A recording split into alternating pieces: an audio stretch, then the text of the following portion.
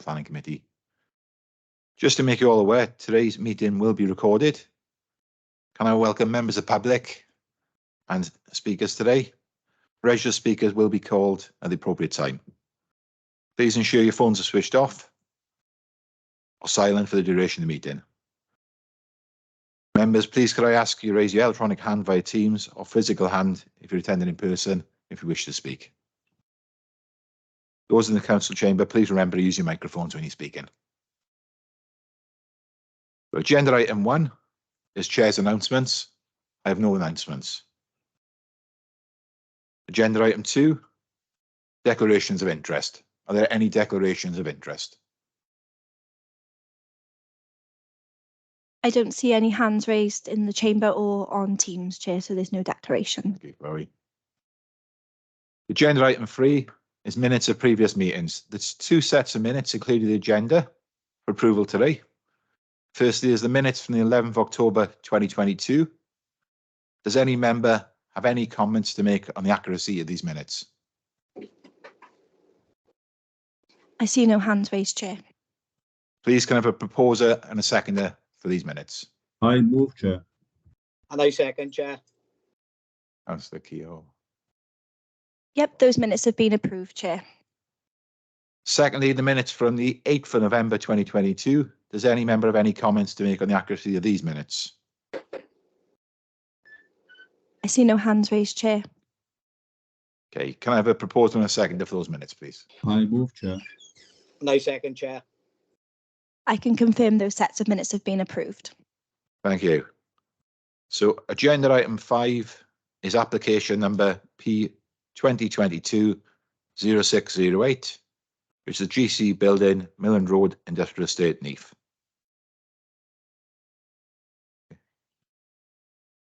Oh, sorry, jumping on the agenda there. I need to go back to agenda item 4, which is site visits. Do we have any requests for site visits from any members? I see no hands raised, Chair. Back on track then. So agenda item 5 is the application number P 2022-0608, which is the CG building, Milland Road, Industrial Estate, Neath. So this is pages 13 to 26 on the agenda, and this application is recommended for refusal. I'd like to ask the plan officer now to take us through this report. Thank you, Chair. As clarified, the planning application number P 2022-0608 is for the change of use of a vacant industrial floor space use class B2 to provide a first floor gym and a ground floor cafe at the JCG building, Milland Road Industrial Estate in Neath. I'll just run through a couple of the details submitted. This is the copy of the location plan submitted with the application. This is the large former metal box building. Milland Road Industrial Estate is off to the right-hand side of the plan. This part of the plan here identifies the part of the buildings proposed for a change of use. This larger area down here is the proposed car parking area for the proposal. And the red line was a former proposed link then between the two to provide pedestrian access, which has now been amended, which we'll show you on a further plan. So this is the existing building. The building is currently within 2 ownerships. The far side is under the ownership of the local authority. This side over here is owned by the applicant. As you see, there's been some ongoing maintenance works and upgrade works been undertaken to the building since it was bought by the authority, and the adjoining landowner. Additional works have been undertaken in terms of external appearance and works internally as well. So this is the proposed ground floor plan, which identifies the area to be proposed for the cafe use. And this is the proposed first floor plan, which shows the gym, changing area and WCs. Identified on this plan is the location of the car parking spaces as identified in green. And this blue line identifies a route for pedestrians to get them from the car parking space to the front of the building and access to the gym and cafe, which is located here. this is approximately between about 250 metres. So this is the access into the site for all traffic. So in terms of all vehicular traffic and pedestrian traffic into the site, this is the bridge over the canal into the site. The car park is located beyond this area down here, and the front of the building where the gym is located down this end here on the left-hand side. Again, looking back towards the entrance to the site, the car park is down this area of the site, down the side of the building. And this is the route from the car park back up. As you'll note, there's gates there, security gates. Pedestrians would have to walk up from the car park, out through these gates on the road, across this pedestrian crossing, and then across the front of the building.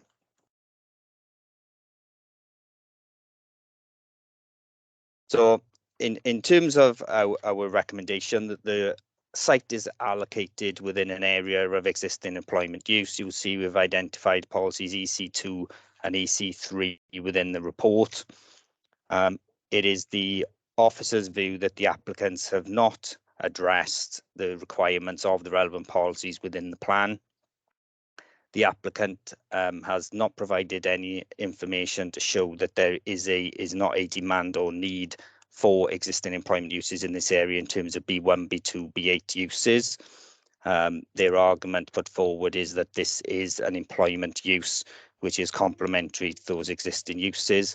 However, as you note from the policy and the report, EC3 identifies that while such ancillary uses may be acceptable, that uses that would be more appropriate in retail centres would not be acceptable. And in terms of this proposal, the applicant has not undertaken any sequential test in terms of understanding whether there's alternative sites that would be complementary to the retail function. Additionally, since the time, as you note, of the appeal that the applicant refers to in their submission, we've had a new version of Planning Policy Wales and Future Wales, which again reinforces retail centres for complementary uses, not just retail, to attract investment, footfall, and to improve the vitality and viability of those town centres. So as you see from the report, we consider that in terms of the principle of use, the applicant has failed to address those requirements, and as noted, this is a gym and cafe that is proposed to be open to the public. It is not an ancillary service to the existing function of the employment use of the site. So it would be encouraging members of the public to access the site either on foot, cycle, or in car. It's worth noting as well that the applicant is the current landowner, whilst it references a proposed occupier that is currently losing their location within the Melin area. The applicant is not that gym operator. It is the landowner that applied for the application. So to reiterate, there's no evidence in terms of need. There's no evidence that this cannot be provided in a retail centre that will complement that centre, which is thereby contrary to policies EC2, EC3, and obviously against the recommendations that are set out within Plan Policy Wales and Future Wales. You will also note the plan that we showed you regarding the car parking area. You will note the significant distance from the car parking area to the front of the building. As you see from the report, and again, our second recommendation for refusal, we consider that due to that separation, the potential conflict between the traffic for servicing and delivery for the existing industrial site, together with the staff that are going back and forth to the property, that we consider that this would cause potentially conflict between those visitors to the site, which would be detrimental to highway and pedestrian safety. We've gone back to the applicant on this, and as you see, they've revised the proposed access slightly in terms of how they would get pedestrians to and from the car park area. but the Highway Authority consider that there are no conditions that they would be able to impose on this application that would be able to address their safety concerns to a point of where they could recommend approval in the current position. There is possibility that the car parking could be relocated to a more suitable area, but that would be outside of the applicant's ownership and control currently. And obviously they've restricted the development of that within their control at the moment. In terms of the issue of employment and obviously the loss of the existing facility, we have not had any pre-application discussions with the applicant. However, we're quite happy in the future to have discussions with them and to engage with them in terms of economic development to potentially find an alternative location in the area, should they wish to do so. However, it's worth noting that whilst other occupiers on that site have contacted the authority to talk to us about relocating due to the issue of the loss of the building that they're currently in, the applicant in this case has not. So we've set out our recommendation with the 2 reasons for refusal set out within the report, and we would recommend that the application be refused on the principle in terms of the issues raised in terms of the policy and the protection of the town centres and existing retail centres in the area, but also on the second reason, which is highway and pedestrian safety. Thank you, Chair. Thank you, Chris. So we have 1 registered speaker for this item. You'll have 5 minutes to address the committee. The Democratic Services Officer will be timing you. I'll let you know when you have 1 minute remaining and when your time has ended.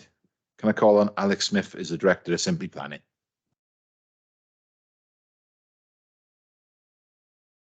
Thank you, Chair. Ready? Shall I start the timer? Yes, thank you. Good morning. I'd like to start by thanking members of Planning Committee for the opportunity to address you today. I'm here on behalf of my client, Hale Construction, who are the applicant, to speak in support of the proposals. I'm a firm believer that the planning system should act as an enabler to development to deliver housing, employment, shops and leisure facilities to serve the local community. This development has to be undertaken in a sustainable manner to assist in the fight against climate change and to the benefit of future generations. This is, in essence, the overarching vision and objectives of your local development plan and every local development plan adopted in Wales. The genesis of this project arose from Hale Construction wishing to provide an on-site gym and cafe so their staff can exercise before or after work and have a healthy alternative for meals during their lunch break. This is proposed to improve their employees' work-life balance and to live a more active and healthy lifestyle. After undertaking some initial research, Hale became aware that nearby Vitality Gym was facing closure due to the freeholders taking back ownership of the property and terminating their lease. The obvious solution was for the gym and cafe to be provided in the application building, which has been vacant for the last 5 years. This would allow Vitality to retain their existing local client base and the 30 staff they employ, whilst also providing facilities in close proximity for Hale staff to use. Now, Chris referenced in his comments about an issue about Vitality not being the applicant. Hale have said they'd be happy to accept a personal condition for Vitality to use the gym, or to operate the gym. In the report before you, seeks refusal of the planning application, with your planning officers citing an in-principle objection to the gym within an existing employment area and highways issues. The attempt to refuse the gym in an employment area is a path already taken by your officers. As the report outlines, planning permission was refused for the gym at Llewellyn Quay. This decision was appealed by the applicant, and in allowing the appeal, the planning inspector noted, "There is little doubt in my mind that the proposed gym use represents a commercial service for the purposes of policy EC3. As such, Planning and Environment Decision Wales have determined that your LDP policies allow, in principle, the provision of gyms in designated employment areas, including the application site." The report suggests that the appeal decision is not directly comparable to this application due to the adoption of Future Wales and concerns about the loss of employment floor space. In relation to Future Wales, the report correctly identifies that Policy 6 of Future Wales requires significant commercial development to follow a town centre first approach. The key word in this policy is significant. The report is also correct. The accompanying Future Wales guidance says that councils can determine what they consider to form significant commercial development.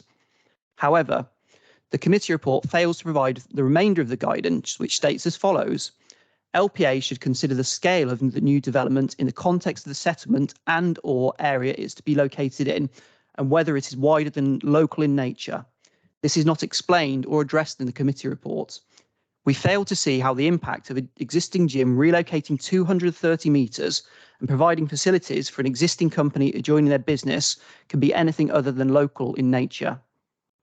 As such, Policy 6 of Future Wales is not applicable in this application. A town centre first approach is not required. In relation to the Lossy Employment Building, we have submitted some details to the Council for consideration in that Hale Construction moved from their previous building to the JCG building in excess of 2 years ago. Their old premises on the same industrial estate has been marketed for 2 years and had no B-use class companies coming forward for interest to take the space. Furthermore, I'd reiterate again that the building has been vacant for 5 years and is finished to shell and core only. It is not high quality industrial floor space. In addition, the adjoining floor space within the building is vacant and will remain available if an occupier is found in the future. The commercial reality is the demand for such floor space is low and significant levels of industrial floor space remain available in the employment area after the creation of the cafe. In relation to the highways impacts, the concern relates to pedestrian safety from visitors coming to and from the car park. The revised plans have shown a safe pedestrian walking route which will be provided as a separate footpath. So the image shown of the gates isn't what the final design would be. There will be a separate safe walking route for people coming to and from the car park as part of the proposals. Hale staff have used this route on a daily basis for 2 years without any incident. In conclusion, I ask you to use the common sense approach. The adjoining Ministry of Furniture are strongly in support of the proposals. So we ask you to approve the application and act as an enabler for the protection of an existing business and to save 30 jobs, which will otherwise be lost. The scheme will also significantly benefit the lifestyles and health of Hale's employees and those working in the surrounding businesses. Therefore, I ask that you resolve to approve the application. Thank you for your time. No, thank you for addressing the committee, Mr. Smith. Right, I'll now go on to members' questions, including any questions from local members. I'm going to start with Councillor Dan Thomas, if you want to address the committee. Yeah, thank you, Chair. Just a couple of points, really. The main one being the planning officer in their conclusion states that the proposal is not sustainably justified in this location and as a result of the loss of viable, attractive employment space. Yet the area the Neath Talbot Council own has been empty since the redevelopment. Can officers answer me, are there any plans for tenants to take over that site? And if there's been any concrete talks over the last few months? Because as far as I'm concerned, there isn't anybody coming forward to take over that space. And my concern is if planning is not granted today, they're going to sit empty for months or years to come.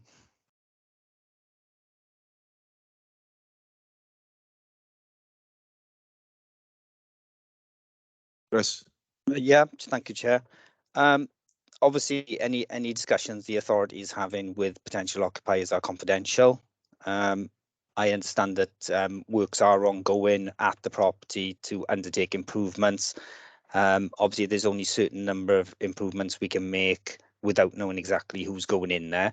But my understanding is that ongoing improvement works, as you see from the photographic evidence, there's recladding, etc., being undertaken to the property, but works have been undertaken and are continuing to be undertaken to a level that would allow them to market those appropriately. But my understanding is there has been interest from various people over the years, as pointed out by the applicant's agent. Obviously, Hales themselves, whilst the property was vacant post metal box closing, there's been a number of works. Hales had the building for a number of years prior to actually occupying it, undertaking lots of works for refurbishment. So in terms of vacancies, the property hasn't actually been sort of marketed in its current state, as far as we're aware. And whilst obviously the applicant may say that no one has come forward for 5 years. There has been no robust evidence provided that that's been undertaken in terms of the policy position. Just to reiterate as well, but whilst it was commented that the staff on the site would welcome these type of uses, there is a difference of a view that we would have in terms of a gym and cafe that would be ancillary to the uses of this site, that would not require the members of the public to access the site.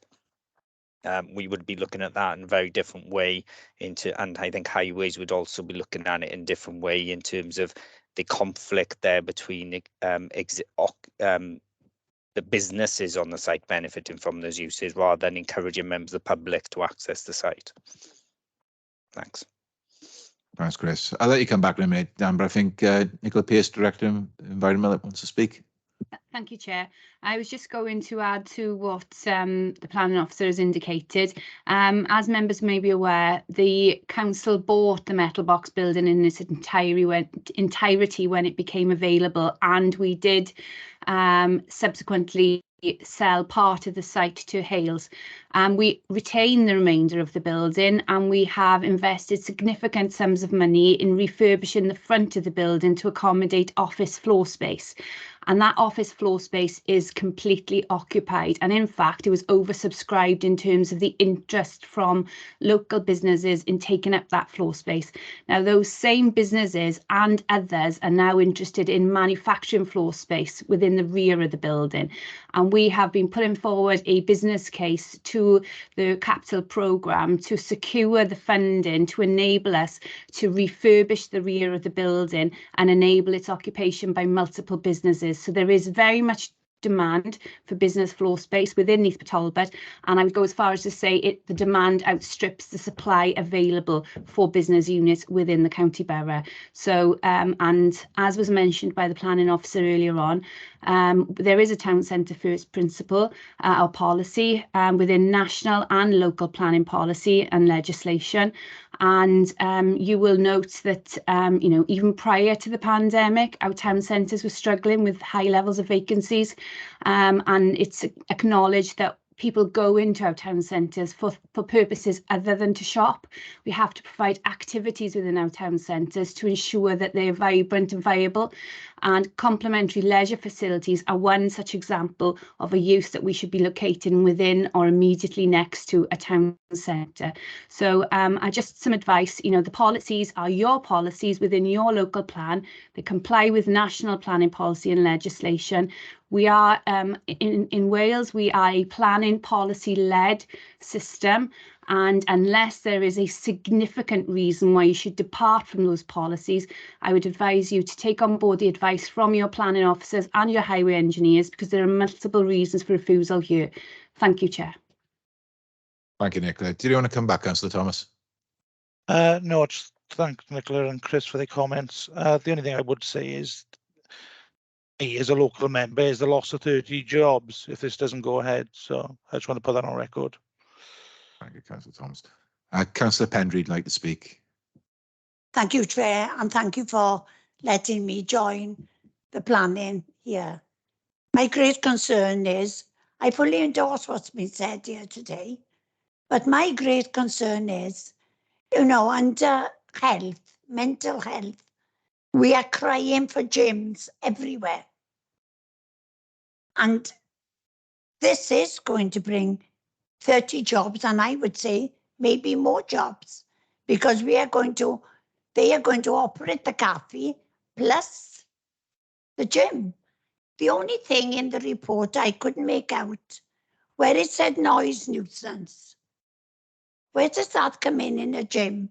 I go to a gym and I've never noticed when I'm going to the YMCA, it's above, that there's any noise nuisance at all.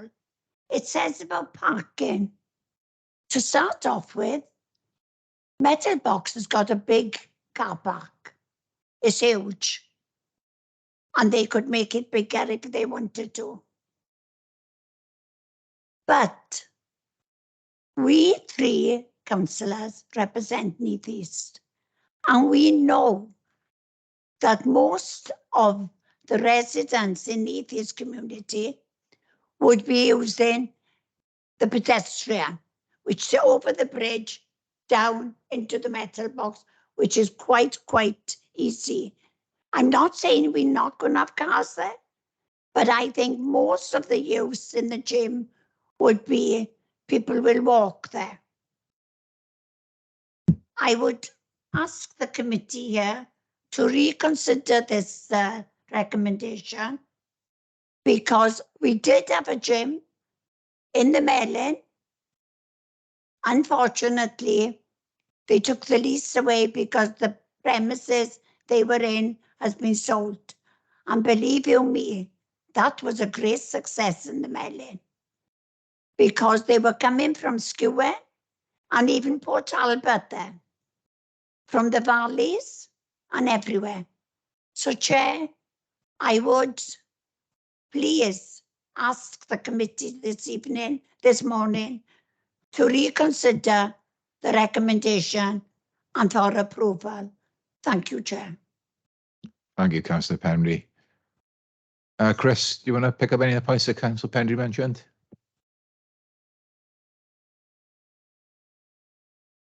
You're on mute, Chris.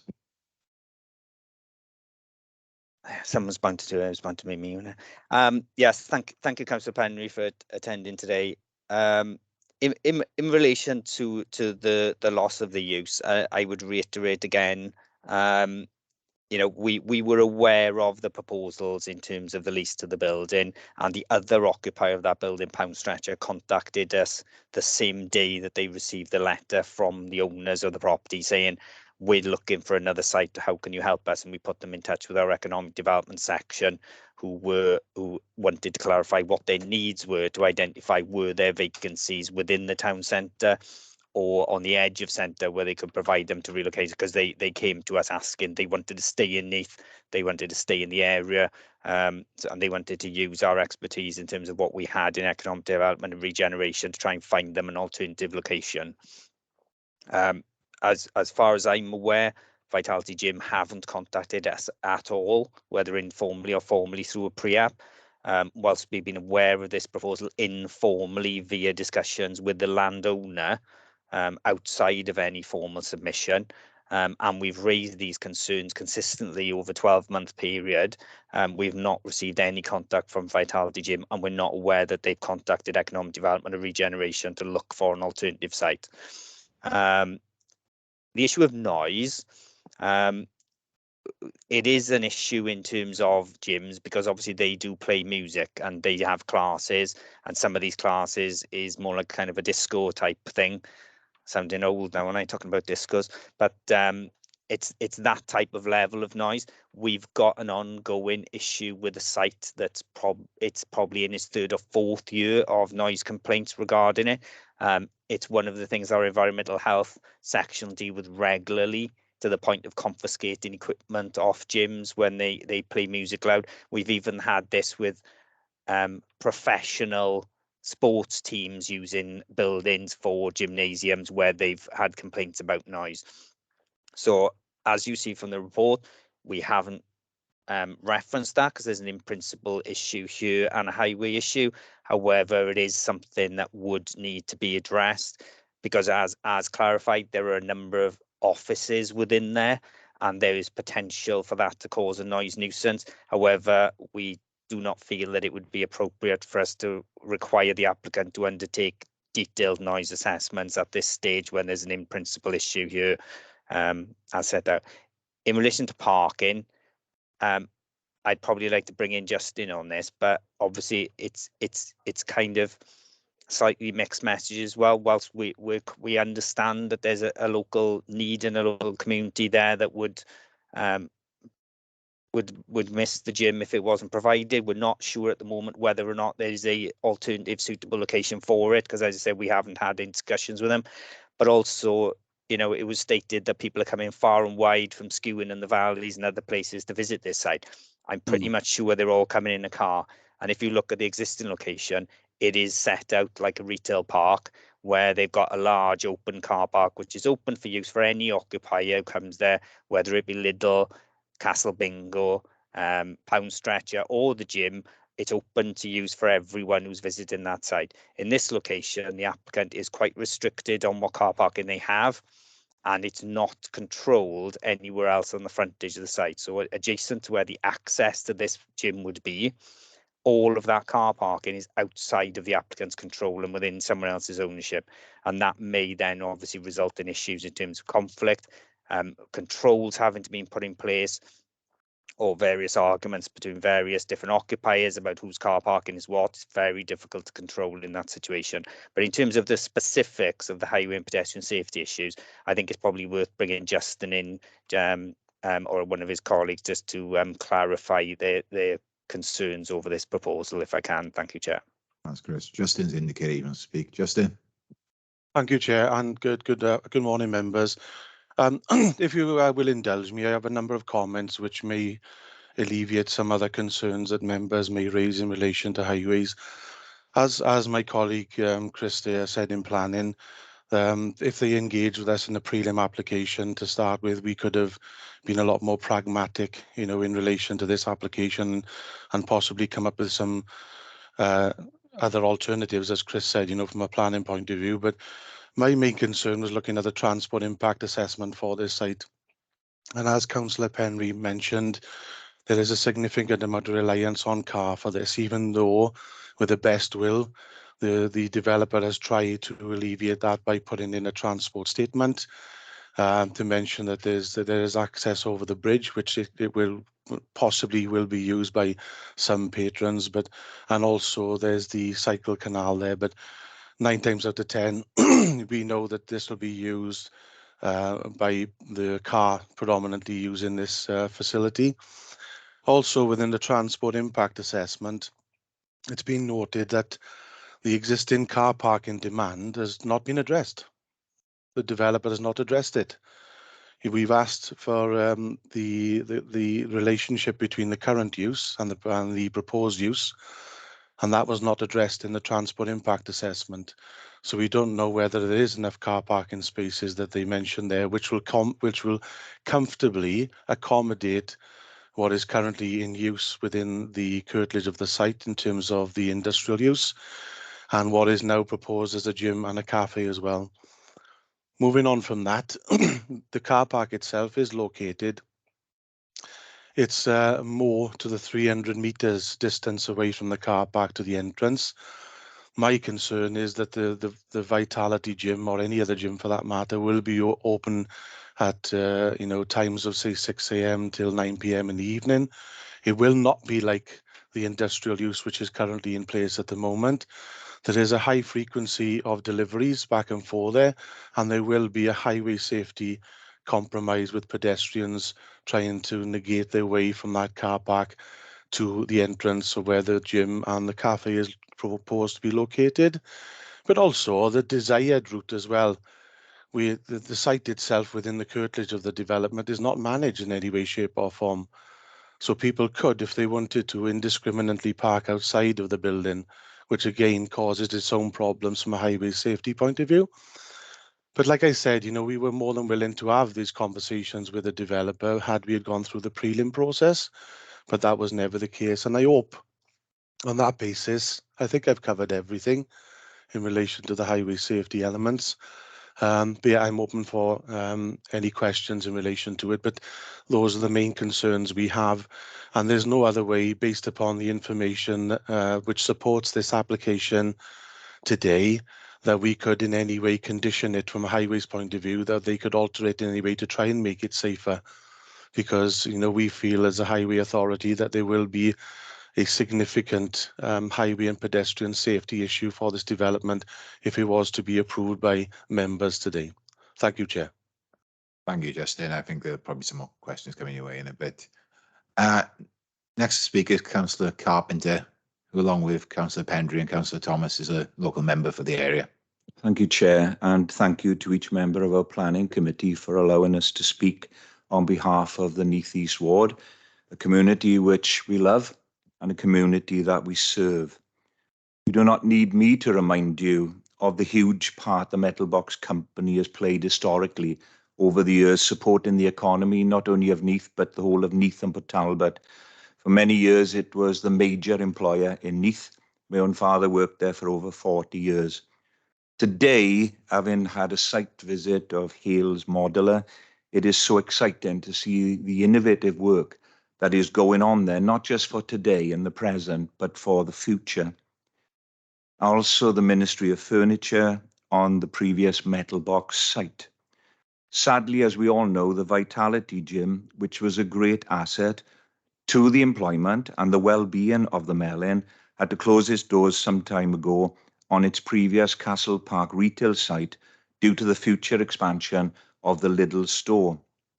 The gym's subscription fees have always been affordable, since Vitality has maintained its not-for-profit status. This has meant that Neath East residents who sometimes struggle with finance have made good use of the gym, helping their health and well-being. I am aware today of the difficulties. I am not a planning expert by a long chalk, and I do accept what the officers are saying today.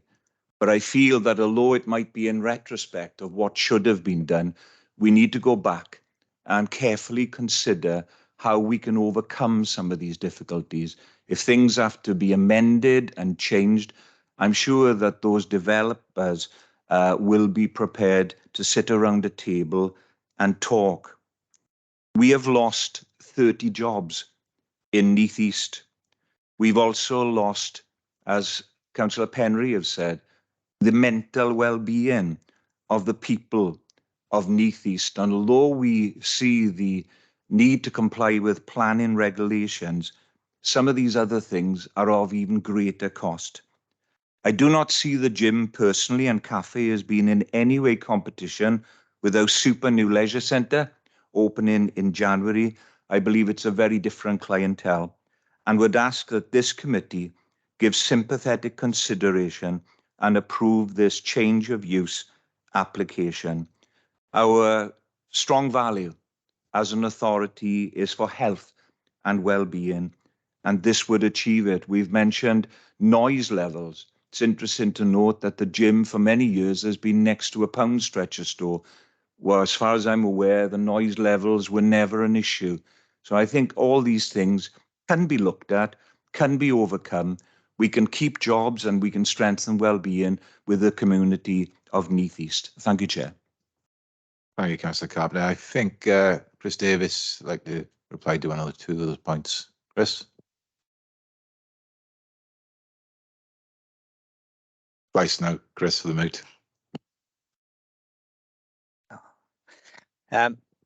Yeah, again, thank you, Councillor Carpenter, for attending today and speaking so well on behalf of your constituents. And I can't disagree with some of the points you've made. I think it's frustrating from our point that, as you say, that the gym has closed and we've been aware of this issue for over 12 months. But we're not in a position to actively go chasing people to come and have a conversation with us. Because of the lack of marketing and information that's been undertaken as part of this application, we're not 100% sure that there isn't a better location that is still within your ward that will be able to provide this facility for you.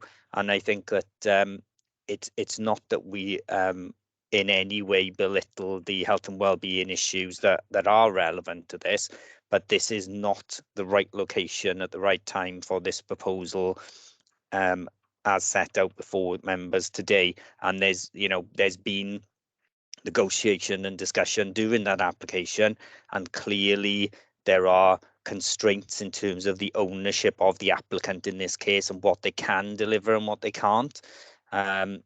So I think that we have tried to engage with what we can in terms of trying to improve the issues and address the issues that have come before us.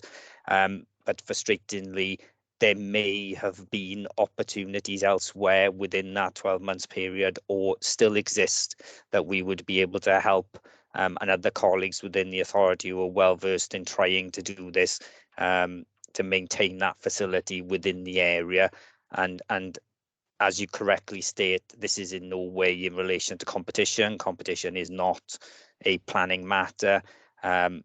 you know, we have a number of gyms within proximity of Neath Town Centre, and you know, who chooses to go where is entirely up to them. But as I say, you know, our door is always open, as is other sections of the authority, to engage with them. And I would suggest the local members, if they have contact with the applicants following today's meeting, that they encourage them to contact the authority, you know, just as others have in the past. Thank you, Chair. Thank you, Chris. Councillor Bowen, your hand was up. Did you have a question? No, it's all been answered. Thank you, Chair. Okay, thanks. So, Councillor Patterson. Thank you very much, Chair. Yeah, I've got a question, probably for Justin. Have we had any plans, because there aren't any plans about the pedestrian access. Mr. Smith said earlier that it wouldn't be as the photograph is saying. So, being that we have to decide things on what's in the bundle today, is there anything further that we haven't seen?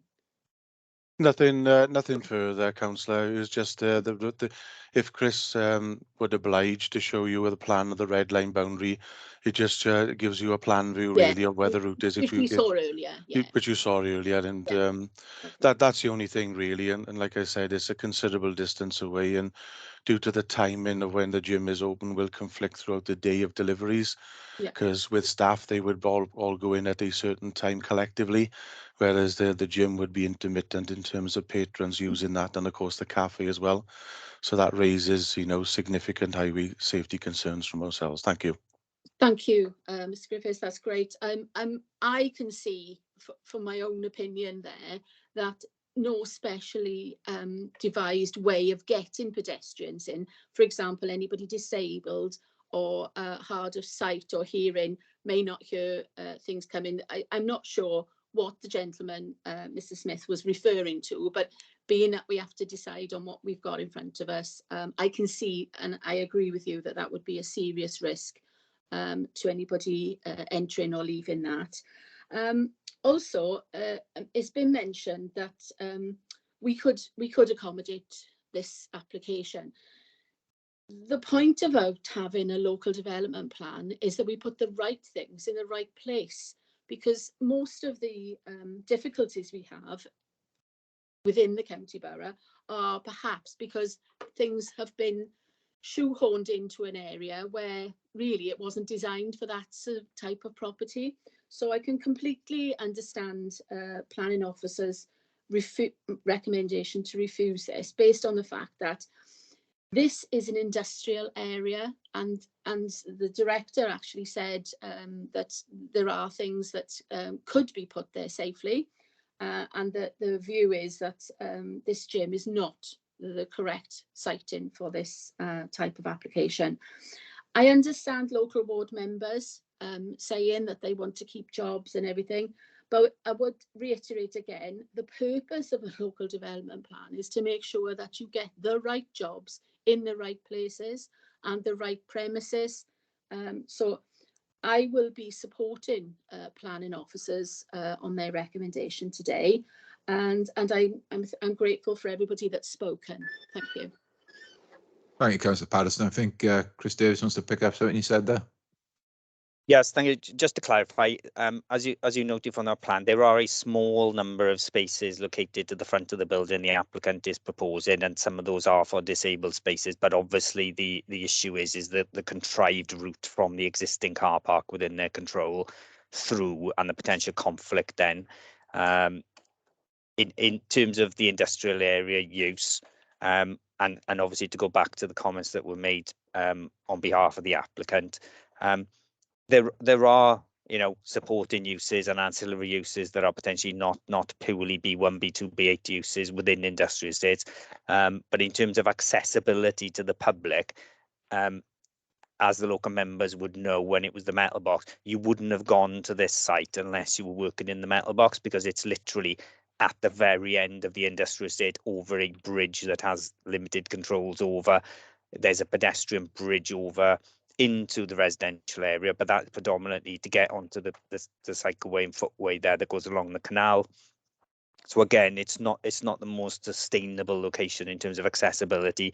It's not close to the other end of Milland Road, where there's more access into the town centre. So again, it's about kind of, if you can't find a building within a centre, you look on the edges and the fringes of that to try and make it more sustainable. So it's just to clarify those points, because there are parking spaces and things Yes. to do. And we have looked at, I think the case officer and highways have looked at what could be done to address some of these highway concerns. But I just to reiterate, the highways view is that even if we were to try and recommend approval of this application, they would be objecting, and we would be having to try and make up conditions that would address those concerns, but in their view would not satisfy in terms of a highway and pedestrian safety issue. Thanks, Chair. Thanks, Chris. Thank you, Chair. I'm grateful to Mr Davis for his clarifications on those points, but I think I got across my feelings rather than perhaps the nuances of my language. Thank you. Thank you, Alison. Councillor Phillips, this question. Thank you, Chair. The first question, we're talking about the demand for the space for the industrial usage and the loss of that space. I was wondering, can the officers tell me what proportion of the space that is currently available for use, would this proposed development actually take up? Is it, a significant proportion, or is it a small part? Secondly, there's the mention of the difference were it to be a closed facility for people working on the site rather than a public facility. We have to question then whether such a closed facility would be viable from a sort of financial point of view, but also the presence of a facility there in terms of that currently vacant space actually attracting people to look at taking up the other space that is available. It does seem to me that it's just over the border of the town centre, and it's just over the border of the where the gym is or has been previously. It does seem to be, is there a case for a rather pragmatic view rather than a hard and fast sort of ideological planning view? I don't know the answer to that question, but if the officers could answer those questions for me. Thank you. You reply to that at all, Chris?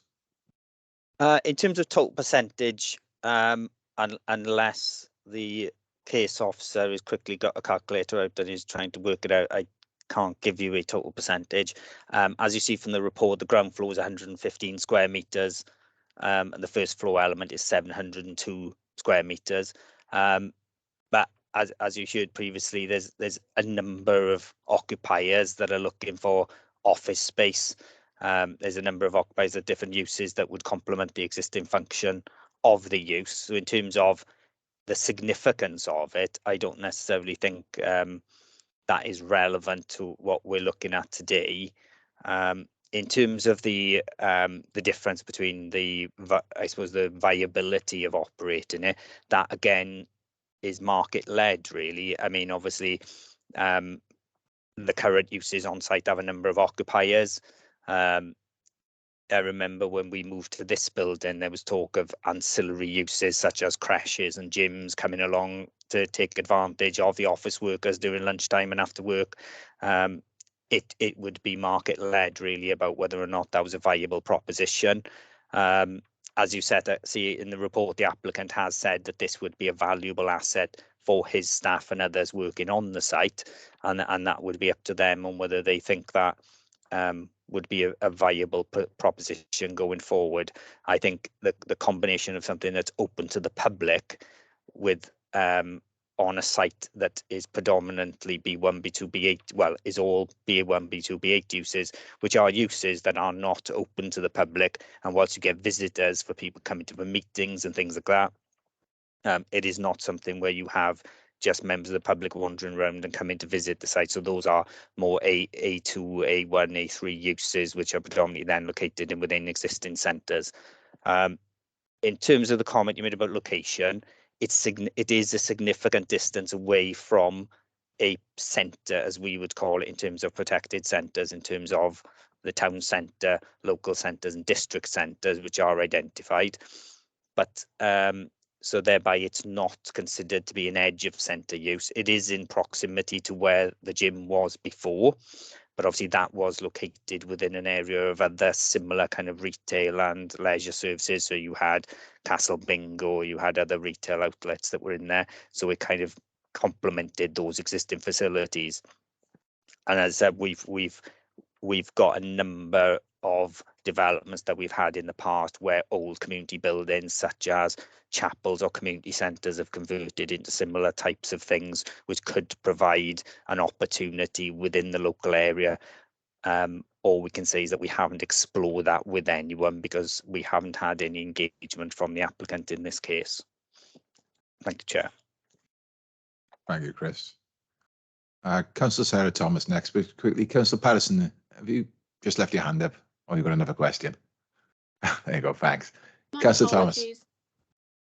Thank you. So I suppose, first of all, they're saying there's currently 30 staff for the existing gym. There's obviously going to be cafe staff as well. Do we know how many staff are going to be on site and how many of those existing staff drive currently to work? I don't personally have that information. I don't know if the case officer has anything in terms of the total numbers on site at any one time. I don't think there's any information regarding how they travel to work, but obviously from what the local members clarified, the gym has closed.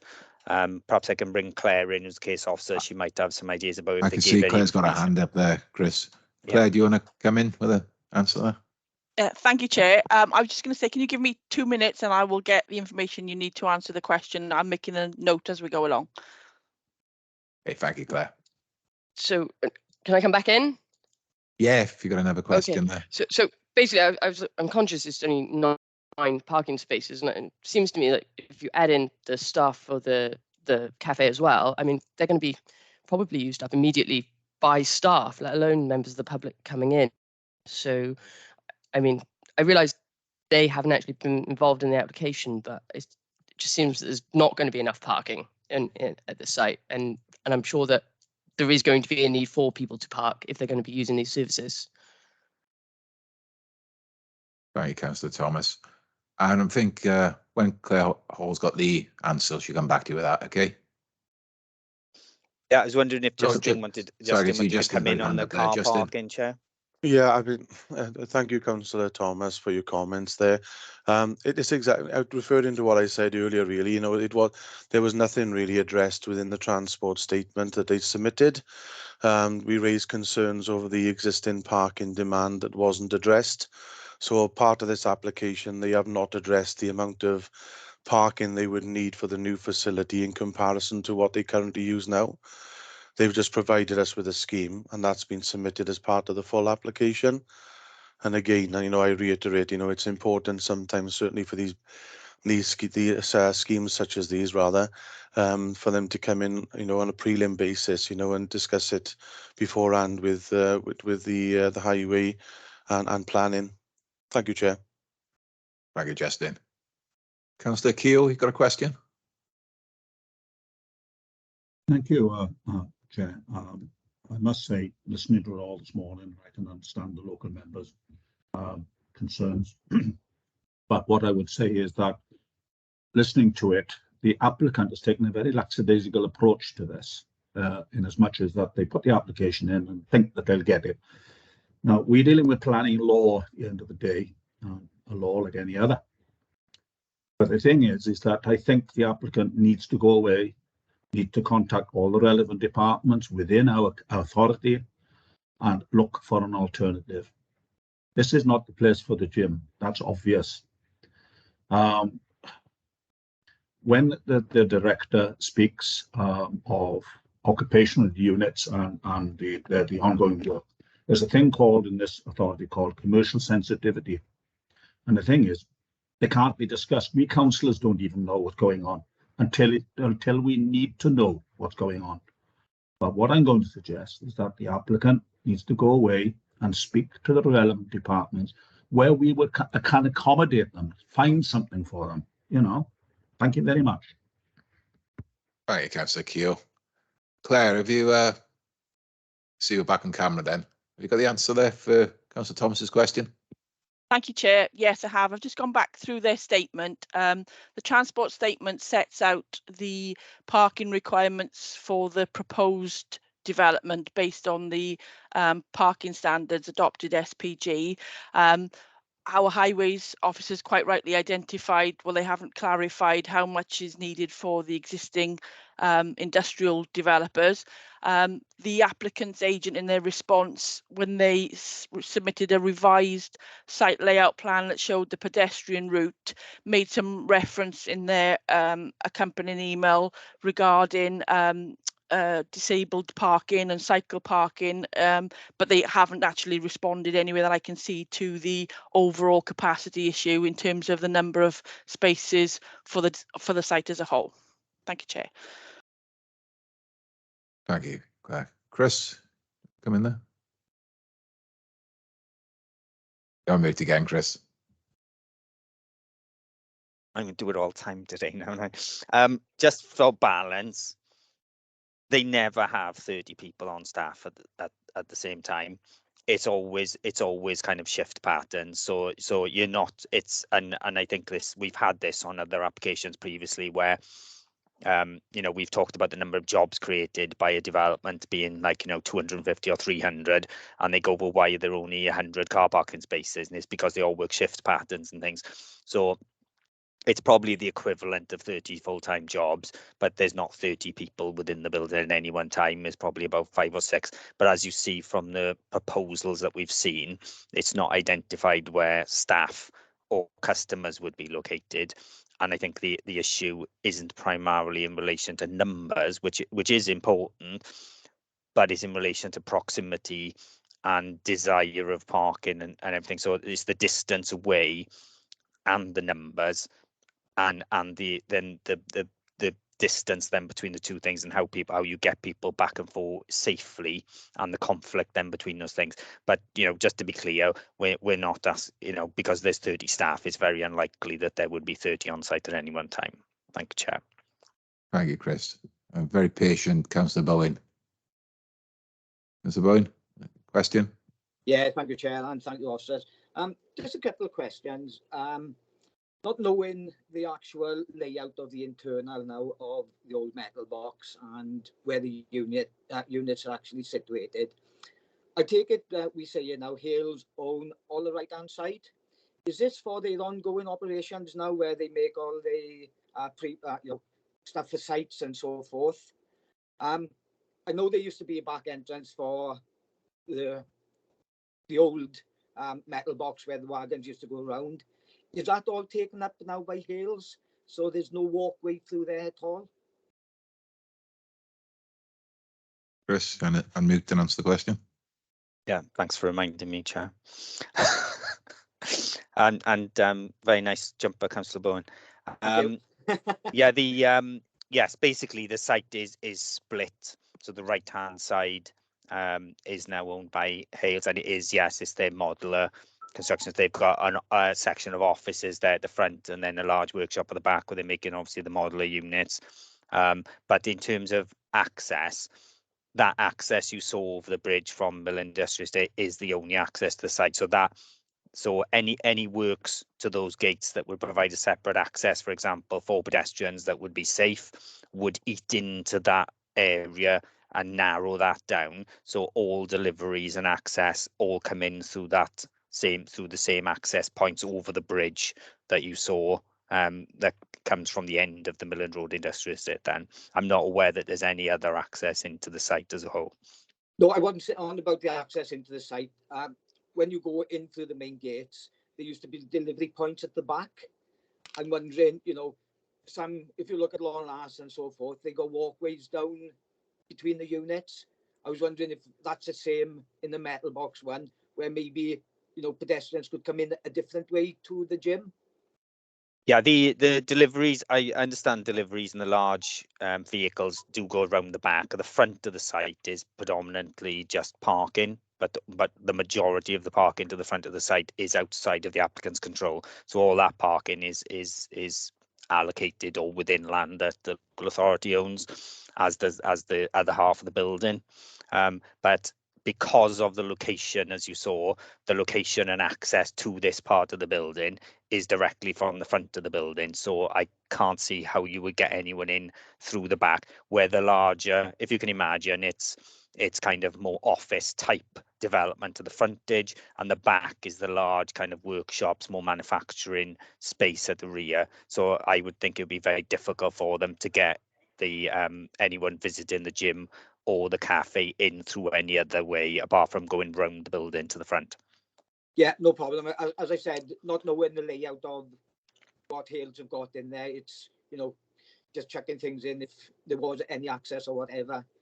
Okay, thank you very much.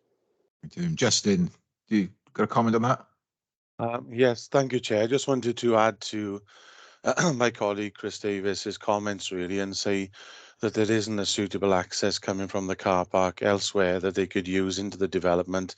And if there are any accesses, they are only used for Hales and Hales only. And if they were to use that as an access, then that would compromise their health and safety risk assessment as well that they'd have to do to go through the units. So I just wanted to add that in as well as an addition to Chris Davis's comments, really. Thank you, Chair. Thank you, Justin. You are going to Councillor Carpenter like to ask a question. Just a very quick comment. I understand from my meeting with Jonathan Hale that there are car parking spaces for 200 people on the site. I don't know whether that is correct. Justin? There's a sorry, can you hear me? Yeah, I can hear you now. I'm on it, yeah, sorry. There is a substantial amount of car parking spaces on the site.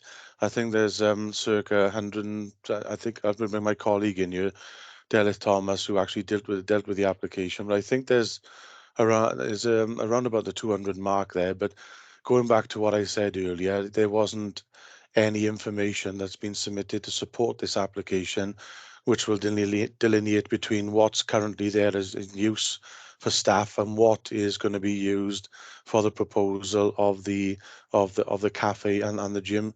Can I ask Delith to come in to confirm that, Chair, please? Delith? Yes, as Justin said, we have asked the applicant to confirm the existing parking requirements to the site and what the new proposal will generate, how they've got enough room to accommodate both of these facilities on site. And we've had no confirmation from the applicant that they can accommodate the existing use and the proposed use as well. Thank you, Chair. Thank you, Delith. Chris, do you want to add that?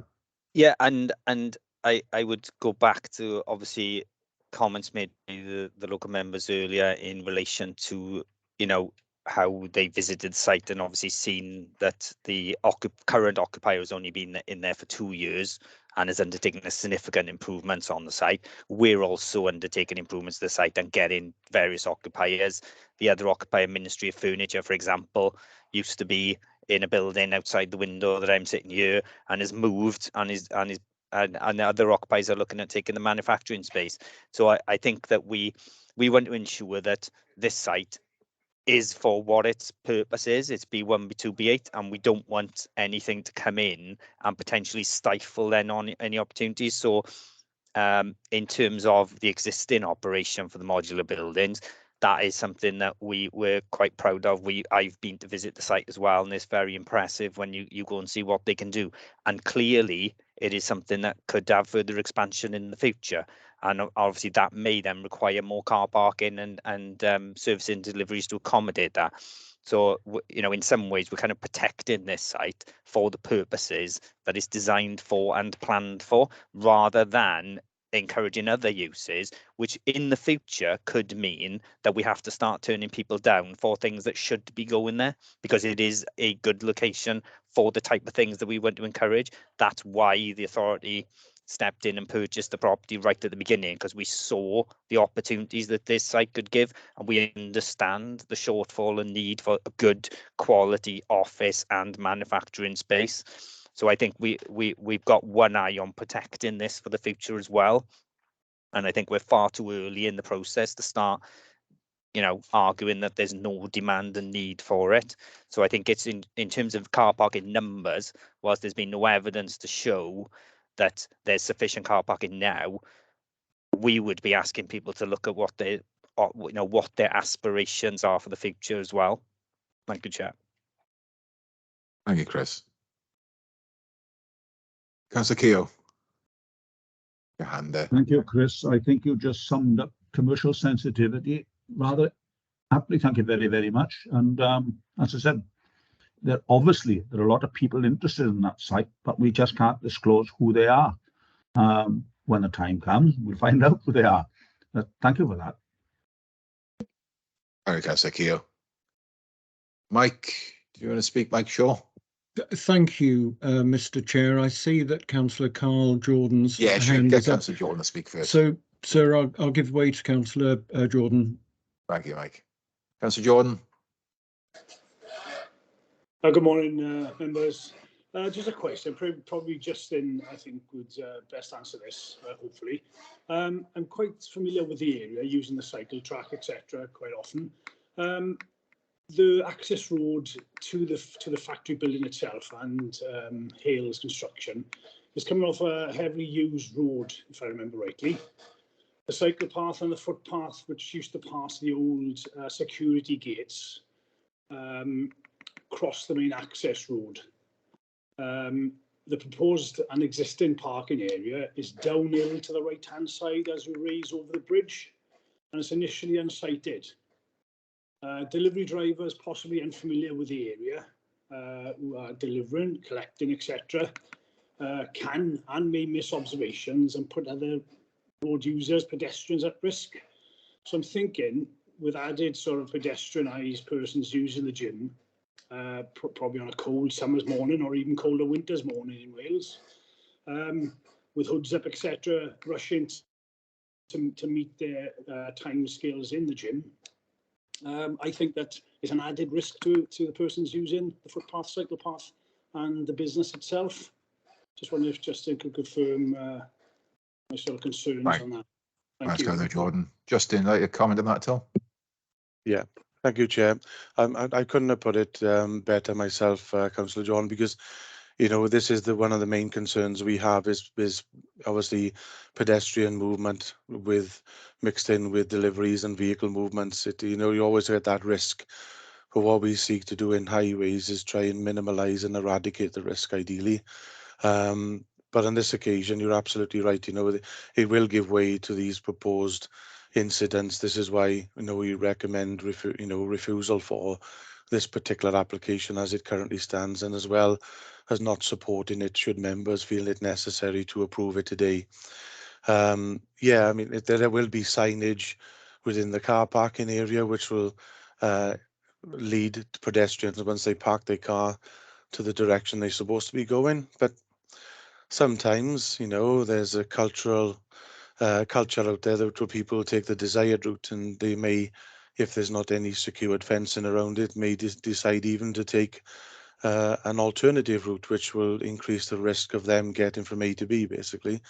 And again, this is what we're trying to eradicate for this application, because there is no means, as I said, of any management, whether that be in the form of pedestrians and traffic, which is ongoing or even proposed for the site, other than some signage, which I don't even think is illuminated for that pathway, which, as I said, is nearly 300 metres away from the parking area to the entrance of the building. And I hope that's answered your question there, Councillor. Many thanks. Thank you, Chair. Thank you, Justin. Councillor Patterson, a question there? Yeah, thank you for allowing me to come back there. Justin just mentioned if members were minded to approve this. I can't see any sound planning reason to go against officer recommendation on this application. obviously members could go against it, but I would remind them they would need sound planning reasons to go against officer recommendation. Otherwise, they could be storing up problems for later down the line. Thanks. Thank you, Councillor Patterson. Mike? I think given Councillor Patterson's comments, I'm probably out of a job, but I would endorse what Councillor Patterson has said there. Members, this is a rare occasion when there is a recommendation for refusal, certainly within this particular committee. What I would ask you to bear in mind, and again, I'm reiterating what Councillor Patterson has said, is that you will need significant grounds if you're minded to refuse the refusal. Officer's recommendation has been based upon the analysis of policy. It has been a dispassionate appraisal of this application. It does remain within your gift to decline this or to refuse the refusal or approve the application, of course. But I would say that would go certainly against officer's recommendation. But I would also recommend you support the officer's recommendation in this particular case. Thank you, Mike. All right, the recommendation starts on page 25 for refusal, with the reason for refusal on page 26. Before I have a proposer or a seconder, I'd just like to make sure everyone understands. If you're voting for the recommendation, you're voting for refusal. Okay, just so everyone understands. So can I have a proposer and a seconder for the officer's recommendation, please? I move, Chair. And I second, Chair. Hang on, So Councillor Patterson wants to come back in first. No, I didn't want to come back in. I was just going to propose or second, but it's been done. Thank you. Thank you, Councillor Patterson. So that's been proposed and seconded. Chloe, if you'd like to vote, please. Thank you, Chair. So yes, I'll go around every member that's been present. There's 10 members in attendance today who can vote. So could you please indicate if you've been present for the whole item and how you wish to vote, please? So if I first go to Councillor Tim Bowen, please. Yes, I've been here all meeting and I propose the officer's recommendations. Okay, thank you. Councillor Heath Davis. Yes, I've been on meeting and I agree with Councillor Bowen as well. So you're voting for officer's recommendation, is that correct? Yes, that's correct, yes. So yes, Thank you, thanks. Councillor Rosalind Davis. I've been here for the whole meeting and I'm voting with the officer's recommendation. Diolch yn fawr. Thank you. Councillor Cathy James. I've been here for the whole meeting and I support the officer's recommendation. Thank you, Chair. I've been in attendance for the whole meeting and I'm voting for the officer's recommendation. Thank you. Councillor Carl Jordan. Yes, I can confirm I have been present throughout the planning meeting and vote to support the officer's recommendation. Thank you. Councillor Dennis Keogh. I can confirm I've been here for the entire meeting and I'm voting for the officer's recommendation. Thank you. Councillor Suzanne Patterson. Yes, I've been here throughout and I will vote with the officer recommendation. Thank you. Councillor Ken Phillips. Yes, I've been here throughout and I support the officer's recommendation. Thank you. And finally, Councillor Sarah Thomas, please. So I did miss the beginning of the meeting, I'm afraid. It wasn't very much, but just I noted down when you joined. I think you joined as soon as Chris started the first slide on the presentation. I did, yeah. Yeah. So just to reiterate, fine. I don't have any interest today. And other than that, yes, I support the officer's recommendation. Thank you. So, Chair, out of the 10 members that have been in attendance today, they all voted for the officer's recommendation, so the refusal has been approved.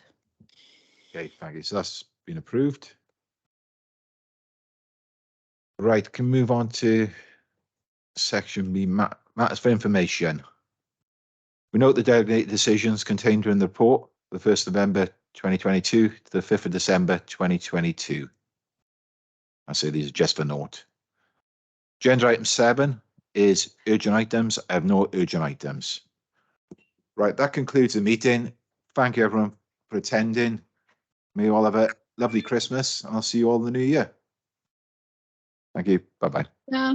Bye. Bye. Thank you very much. Bye. Bye-bye. Thank you. Merry Christmas. Happy Merry Christmas. Christmas all.